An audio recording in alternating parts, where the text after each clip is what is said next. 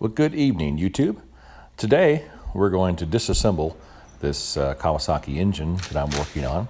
So I go about the task of removing the valve covers, the heads, and the front engine cover. So remember, I'm looking for a water leak somewhere, and it's either going to be the head gaskets, it's going to be a crack in this front cover, or it's going to be a warped or cracked block somewhere. Maybe a gasket connection somewhere. But we've got to find it, fix it, and put it back together. So, just going about the typical disassembly here. So take a look.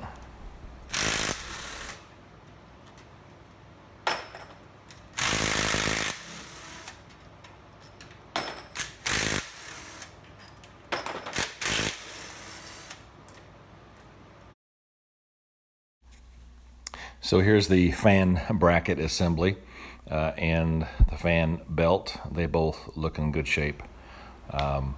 May not have had to take that off, but I did. So we'll continue the disassembly. Here's the front sort of cover of the water pump. Looks like it's in 2 or 3 pieces. There's a water pump itself with the looks like a centrifugal pump on one side and a gear driven by the cam on the other. Kind of a unique water pump design.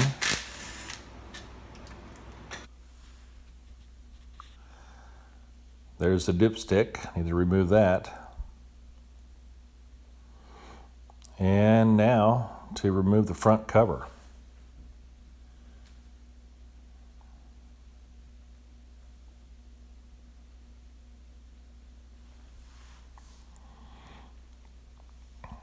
Well, that was easy. So here is the governor gear, and I see a stain there. It looks like it's the backside of a bolt boss, maybe, that is suspect. Don't know that that's a smoking gun, but I definitely want to check that for crack. That could be migrating water from the water pump down into the crankcase.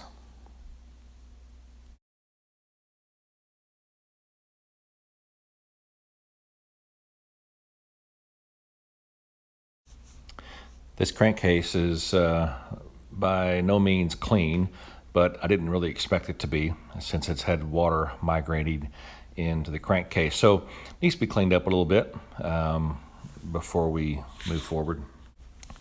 Here I'm showing you the 2 marks, one on the large gear, which is a cam gear that happens to be a plastic gear. There's a sort of a tab there that should line up with a mark on the crank. So I'll point that out with a screwdriver. There you can see the tab, and there's the mark. So I need to take care to line those 2 up and keep the timing good on this engine. So now let's remove the cam gear and cam. So I do that. There's actually some sort of pusher rods that the actual push rods ride on, and these little pushers ride on the cam. I guess they're actually lifters. They looks like there's some wear and some burn marks there. This will get replaced, of course, as part of the kit, as will the lifter and push rods. So that's of no real concern at this moment because these all get replaced. Next, I remove the governor rod that goes down into the engine. This also gets replaced as part of the kit. You have to move the crank in such a way that it eventually just falls out for you. Well, this is as far as I intend to go with the disassembly, and if all a person was going to do was change out the plastic cam gear to a steel cam gear, this is definitely as far as you would have to go. But in my case, I need to do some more investigating in terms of warpage, cracks, etc., especially that front cover, the heads, and the block. So more to come on that. Hope you enjoyed this video. Don't forget to like, subscribe, comment, or dissent. You've been watching the Junkyard Tailgate channel. Good day.